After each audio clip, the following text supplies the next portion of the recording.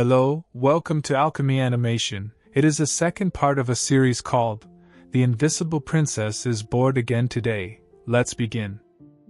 The prince was thinking that you just watch.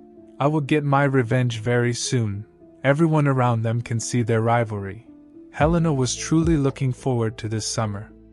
After some time, Helena's mother was saying to her that, "Do you understand now, Helena?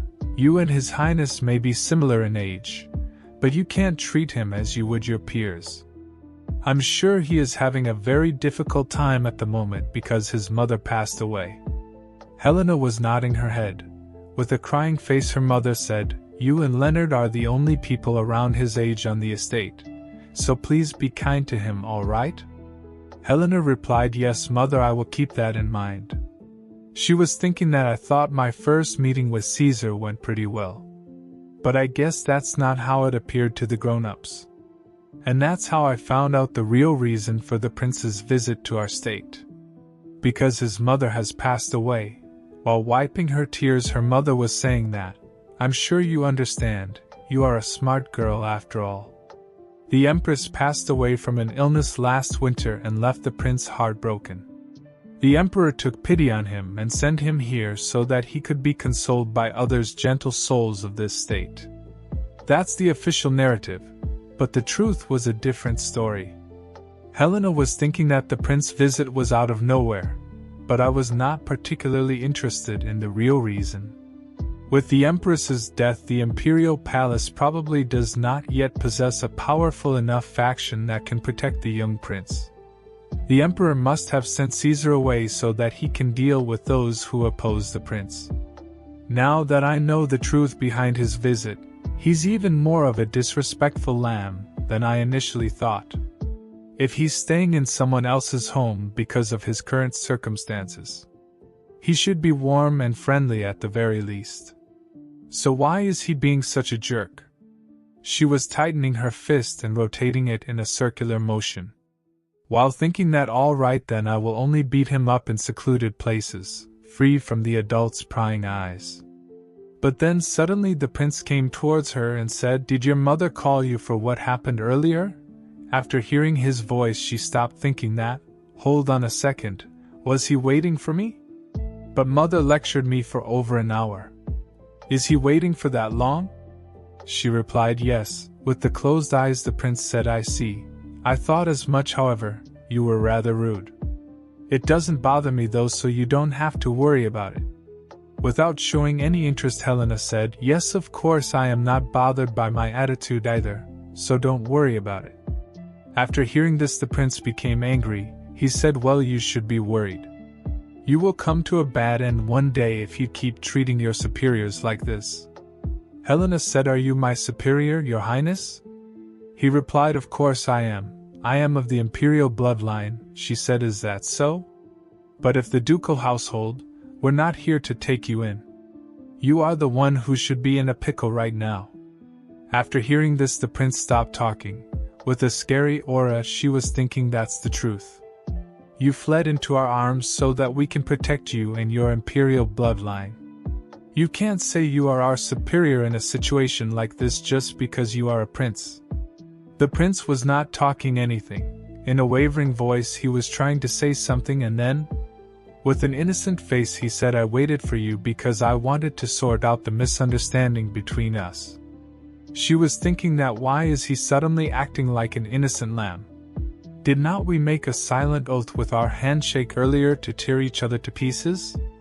Prince said, "I know I'm not necessarily welcomed in your home. By taking me in, you are declaring yourselves enemy to House Valera, the first imperial consort's family. I also know I am a burden to the House of Feresca, which took a step back from politics. I'm aware of it all, believe me. What I meant earlier by insincere greeting was that you did not have to work so hard to welcome me. So that's all I wanted to say, see you." He started to walk away from her. Helena was standing still at her position. She was thinking that if you say that, then that makes me the only person who did something wrong. And after realization, she said, "I ended up tormenting a kid who is innocent. This is the first mistake I have made as Helena Feresca. I only taught him a little lesson because I thought a cocky prince was putting on airs. But he already felt himself to be quite a burden. However, it's too late to regret it now. What's done is done. It's true that I did not welcome him. Anyway, I should have to find a way to defeat him in the near future. So let's just say that I deployed an early psychological attack against him. After a little walk, she stopped and looking backward at the prince's room. After some time, Leonard were asking, "Did you make peace with His Highness Helena?" She said, "What kind of peace? What do you mean by that?" He said, "Have you forgotten already? It did happen last week, but there was a menacing atmosphere between you two when you two greeted each other in the hall." Helena said that was just a silly battle of nerves between the two kids. There was not anything to make peace about. She asked, "Why are you worrying about him too, Leonard?" She said, "Dad lectured you about what happened. He said Father did tell me to be good to him. But I personally want to be on friendly terms if it's possible." She said, "And what is the reason behind this?" He replied, "It must have been hard for him to make friends in the imperial palace. He must have been lonely." In a proud way, Helena was thinking that, my goodness, how can such a pure and kind person exist in this world? She said, "You still have 298 swings to go. Keep going, Leonard, don't waste time." He was swinging his sword while Helena was watching him. She was thinking that after I beat that swordsmanship instructor, Leonard doesn't question my instruction at all. It's so rewarding to teach him. It looks like he's making steady progress. I'd better find out how good his opponent is, she said. If that's how you feel about the prince, then I will make up with him. After hearing this, Leonardo was very happy. He said, "You will." In her mind she was thinking that it's not going to happen. He said, "Go ahead, until then I will stay here and work on the remaining 295 swings." She said, "Okay, I will be right back." After a while she was standing outside of the prince's room. She was thinking, from what I have observed the past few days, this is the time of the day Hamilton and Caesar train in the second floor hall. Peace with him is obviously just an excuse. My primary objective is to spy on him. I must get Leonard to win. She opened the door while Hamilton and the prince was sparring with each other. Hamilton said, "What is it, Lady Helena?"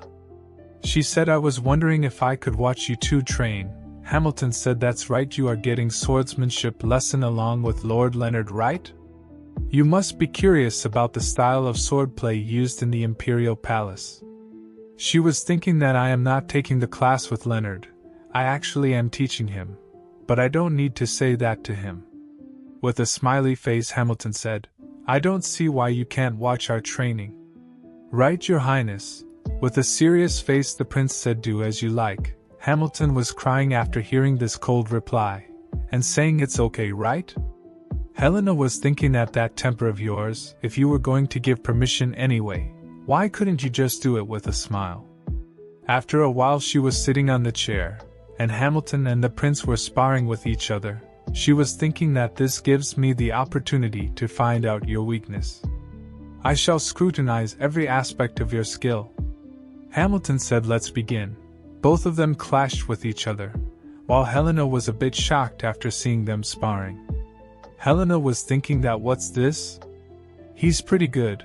I'm surprised he has razor-sharp focus and reacts fast for his age. Leonard's talent comes from the long hours that he puts in. But Caesar was born with the talent.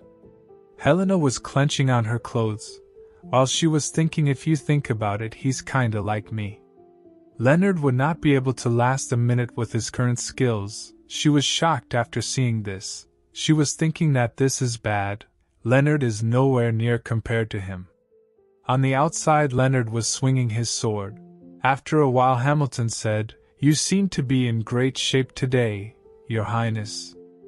Let's take a short break before we continue." The prince stopped and nodded his head, and then Helena came towards him with the towel. She said, "You really are quite skilled. You blew my first impression of you out of the water." He took the towel and said, "Why do you say that? What was your first impression of me?" She smiled and did not say anything. She was thinking that I watched him spar, but I did not notice any particular weakness from him.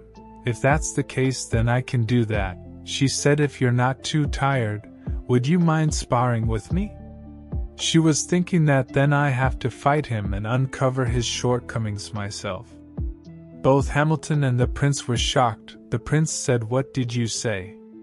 He shouted, "I was told you only started your lessons very recently. What if you get hurt?" She said, "Getting hurt is just a part of the journey of learning." Both Hamilton and the prince were shocked.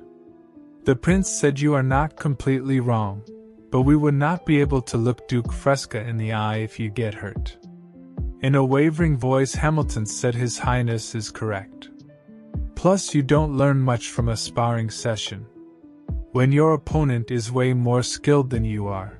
Helena was thinking that I'm grateful for their concern, but I have to find out what Caesar's weakness is no matter what. She said, "It appears that you are not at all interested in sparring with me." The prince put his hand on his head and said, "This is not about whether I'm interested or not." Helena said, "Then shall we take a price? The loser must do one thing that the winner asks for. How is that?" Hamilton said, "No, Your Highness." However, the prince kept quiet for a moment, and after that he said, "The winner can ask for anything." He held his sword tightly and said, "I was thinking about that, so it's alright, I got you now." She said, "That's right, the winner can ask anything." The prince said, "No take-backs, okay?" Both of them were standing in their position. Hamilton was standing away from them. With a crying face he said, "Okay, please watch out so that neither of you get hurt." He was thinking that you guys are killing me here. Both of them took a deep breath. Helena was thinking that I need to find his weakness, so I will worry my attack as much as possible. Hamilton said, "All set, let's begin." Helena was thinking that my first attack will be towards his pelvis, the most difficult area to defend. However, the prince was a skilled swordsman. He defended her attack and countered-attack her. She was thinking that this kid quickly handled my attack. He's even coming at me with a riposte. Helena also blocked his attack. The prince was surprised after that. Both of them made a distance between them after that clash. The prince said, "You are no beginner." "Are you?" Helena replied, "Obviously. Would I have asked for a deal with a bet on the line if I knew I should lose?" The prince laughed and said, "You are right." Both of them clashed again. Helena was thinking, "That's what I said. But it's definitely exhausting to do this in a child's body. I thought my stamina increased by teaching Leonard, but I guess it's still not enough," and purposely attacking him in the trickiest places to defend. But he's blocking my blows instinctively. If I want to go up against the talent he was born with, I will have to utilize a move you use in a real combat, something you don't learn from lessons. She held her sword very tightly, and then she attacked him while thinking that I bet you would not be able to block this. You have no choice but to admit defeat in the face of such an attack. She was holding her sword in front of his neck. The prince was sweating, but then suddenly, the prince blocked the attack by using his hand. He used his hand in a panic situation. Helena was thinking, "That's dangerous, you idiot. Why did you block that with your arm?" He counter-attacked her. She was thinking that while you look at this unhinged pastor. Both of them were holding their sword against each other's neck. Hamilton stopped the match. He rushed towards His Highness and asked, "Are you all right, Your Highness?" Caesar said, "I was just about to win. Why did you stop us?" Helena said, "It's a draw." The prince replied, "I would have won if Hamilton had not called it off." Helena said, "If we should be fighting with real swords, your left arm would have been lopped off." He said, "The person whose head gets chopped off is obviously the loser." With a crying face, Hamilton said, "Please stop with this ghastly talk, both of you." Prince said, "That was the most fun I've had in a sparring match in a while." Helena replied, "Me too." It's the best match for me too. With a smile the Caesar said, don't you remember how I begged you not to get hurt? But look at this, what are you going to do about this? Both of them left the room. Helena was smiling. She was looking at her hand and thinking that now I have got some fun. And he is also a bit different than earlier. It's very rewarding to teach Leonard. But Caesar's charm is that it's impossible to predict his next move. Is this how my instructor felt when he first discovered me? A hidden gem. She was thinking that did he feel this certainty that his student will make it big, with the right guidance? She was tightening her fist and thinking that, I want to mentor him and teach him the art of swordsmanship. At evening, everyone was sitting on the dining table. Helena's mother said, I don't see His Highness at the table. Hamilton replied, His Highness said he's too tired and wishes to skip dinner. Helena's mother said, oh, is that so? I didn't know I was also sitting there. Helena was thinking that Caesar did not come to dinner. I knew something was off when my wooden sword slammed into his arm. He acted like he was not hurt at all, so I thought he just got a few bruises. But I still can't help being worried. And then after some time she was knocking at the His Highness room door, and thinking that I will check on him real quick and leave, the prince said, come in. After hearing his voice she was thinking that he sounds cheerful enough. Does that mean he is okay? Helena Feresca never worked on so many eggshells in her second lifetime. She opened the door, and the prince was sitting on the chair. She noticed that the prince was wearing a bandage on his left arm. Helena said, your arm is broken. She was thinking that what have I done to a child? Although he's technically the one who decided to take the blow on his arm. But still. With a smile the prince said, that's quite a look on your face. She sat on the bed and said, did you get your arm properly treated? He replied, Hamilton brought me a physician a little earlier. This sort of injury heals up in no time. She was shaking her head and said, this is not something to take lightly. I have broken a finger once, so I know how it is. It etches and throws on rainy days. He asked, how did you break your finger? She was remembering her image of her past life. She said, when I blocked an attack head-on like you did. And then she stopped talking and said, I mean by accident when I was goofing off. The prince was confused after hearing the word goofing off. She was thinking that I almost blurted out what happened to me in my past life. I'd better change the subject. She looked towards him and said, anyway, you got hurt because of me. But you did not yell on me. He said, why would I do something so childish? She said, I thought you did not like me, Your Highness.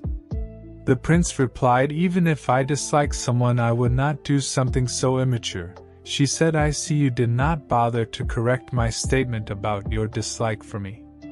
He replied, but you don't like me either. With a smile she said, you have got it all wrong. I like you, Your Highness. She was thinking that I should love to teach a genius like you, that's the truth. After hearing this the prince's face was becoming red. He was not saying anything. Helena was thinking that look at him getting embarrassed. He stood up and shouted anyway, but sparring session earlier was not exactly a clean fight. You know that, right? He was trying to change the topic by saying this. She said, what was wrong with it? He replied, I know you intentionally pulled back on your final blow. Helena was thinking, that's true. I had to do it as soon as I saw Caesar trying to block it with his left arm. I could not change the trajectory of my sword, and I had to try and avoid breaking his arm as much as possible. She came close to him and pointing her finger and said, I thought you knew your arm would turn out like this. But you did it anyway. He asked. I had no idea. What weird thing you would ask me to do if you won? She said, I'm just a powerless daughter of Duke. It's not like I would have asked for anything unreasonable. He said, what were you going to ask for? With that thumbs down she said, for you to be my lackey, that's what I want. In anger he shouted, I knew it. "How can an imperial prince be a lackey for our duke's daughter?" She said, "What about you, your highness? What were you going to ask for if you won?" After hearing that, he paused for a moment and said, "Forget it. The bats is off, so you don't need to know." She said, "That's cheating. I told you what I would have asked for." He said, "Well, you don't have to know." After not getting a reply from him, she was trying to provoke him. She said, "I see you were going to ask me to do something naughty. Where not you?" With a blushing face he shouted, "Don't be ridiculous, what do you take me for?" She was thinking that making fun of this kid is pretty entertaining. The prince said, "I was just going to ask if we could call each other by our names." Helena said, "Really? You would have asked for something that trivial?" He said, "Yes, I'm sure that's nothing difficult for someone like you. But everyone gets flustered when I ask them to call me by my name." Hamilton even got on his knees and begged me to take it back. He was remembering an image when Hamilton was sitting on her knees and saying, "Call you by your name. I don't know what I've done wrong, your highness, but please forgive me." The prince was confused at what's wrong with Hamilton. Hamilton was crying. Helena was thinking that I know how that feels, because I asked Erez for the same favor in my past life. Everyone rewarded me and gazed at me in awe, but they only followed me because of my power. No one wanted to stand beside me. That's why I told him that he can drop the formalities with me when we were alone.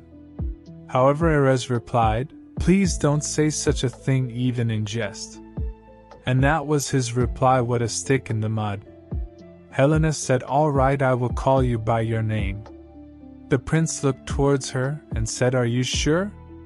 She said, "Yes, man. I will talk to you like you are my buddy." He said, "You don't have to go that far." With smiles she said in return, "You will spar with me from time to time." He was shocked after hearing this, and with a blushy face he said, "If I should know it would turn out this way, I would have come up with a better request." She was thinking that all I did was agree to call him by name. But it made him so happy. She was wondering, if Erez had called me by my name back then, how would I have felt if that's the case? And then she started to smile. The prince was being angry with the blushy face. He said, "Why are you laughing?" And then Caesar decided to skip training until his arm healed. And the three of us got together and played cards almost every day after a few days. Leonard suggested it as a way to accommodate Caesar, but we got sick of it after about 5 days. To make things worse, the rainy season began in earnest. Leonard was saying we can't go outside because it's raining. Helena said I feel so lethargic. The prince said the humidity makes me feel gross. Helena's father was also sitting there. He said there's the rumbling of thunder. They say sometimes a thing appears in the ducal state on days like these. The children asked what appears. With a serious face he said, "The ghost." And then a thunder appears. He said on summer nights when it's pouring outside like today, they say the lady in the blue dress makes an appearance in the cellar without fail. Both Leonard and the prince were scared after hearing this. However, Helena was not scared at all. The prince said, "You are lying, right?" Helena was thinking that I was wondering what the heck he was building up to, and this was it. She said there is no such thing as ghosts. Her father came close to the candle and said, "You don't know how many people have seen this ghost, Lady Helena. That's why His Grace doesn't allow anyone to go down there on rainy days like these." The prince was looking at Leonard and said, "Is that true?" Leonard replied, "Yes, it is. He doesn't let us go down there." Helena's father said of course he would not. "Who knows what will happen to you if you are taken by the ghost?" Helena was thinking that, "Excuse me, sir. I can see that gleeful smile on your face." With a scary face he said, "Be careful, everyone. The moment you lower your guard, the lady in the blue dress will come for you." And then suddenly someone knocked at the door. Both Leonard and the prince were shocked and screamed in the fear. It was Hamilton. He opened the door and said, "I apologize, my lord, there is something I need to speak to you about the carriage repairs." Helena's father said, "That's right. Well, I will be right back." Both Leonard and the prince were trembling from the fear. Helena was thinking that, "Oh, Hamilton, so that's how you relieve your work stress?" She said, "Why so scared, you too? When someone mentions a ghost, your mind thinks that every little shadow must be a specter." In a serious way, the prince said, "You don't understand, ghosts do exist." "We have some in the imperial palace too," Leonard asked. "Is that true?" He said, "Yes, on days when the sun disappears, the evil dragon Krozek, the creature Empress regnant Dante Renatus sealed away, makes an appearance. They say it roams the place, always in search of a body it can reincarnate into." Helena said, "That's even harder to believe." Caesar said, "It's true, I'm telling you." She was thinking that why would that dragon be wandering around there? Its body probably burned away to ashes long ago, just like my own. The prince slammed on the ground and said, "Okay, let's not just sit here and speculate. Let's go and see for ourselves tonight whether there is a ghost or not." Leonard said, "That's a good idea." Helena said, "You will not see it." The prince asked, "Why? Are not you curious?" "We are talking about a ghost that appears in your house." She said, "I already told you I don't believe in ghosts." "Did you even hear what I said?" He said, "It's not too late to decide after you have verified whether they exist or not." She said, "I know it's not gonna be there though." She was thinking that, "You are kidding me, right? You want me to walk around on a hot day like this just to satisfy the curiosity of two boys? I can't stand annoyance like this." She said, "You two can go, I'm not going anywhere." After a while the prince said, "So this is the door that leads down to the cellar?" Leonard replied, "Yes, this is it." The prince said, "What do we do? It's locked." Leonard replied, "This is the only door that leads downstairs." Helena was thinking that, "Please tell me I'm dreaming. I can't believe I got coaxed into a ghost hunt in my second life because of two kids." She also agreed to explore with them because earlier, the prince said to Helena that you were scared, are not you? She became angry, so now she's following their plan. She got dragged into this because she got provoked. But then she was moving backward and thinking that, "It's not too late, let's head back." Leonard said, "We don't know where the key is, so I guess we don't have a choice. Shall I break the lock?" The prince said, "I like your spirit, Leonard," but suddenly Helena came towards him and stopped them. She was thinking that, "Boys, are you trying to make big mess of this situation as possible?" She said, "Move, I will open it for you." Leonard asked, "Do you have the key?" While touching her hairpin she said, "No, this is all I need." The prince said, "A hairpin? You can open a lock with that." She said, "I did this all the time when I was a street urchin." But then she stopped talking. She said, I read a book written by a significant historical figure, who said that's what they did." Leonard said, "You're my sister, all right? You know how to do everything." She opened the door and started to move downstairs.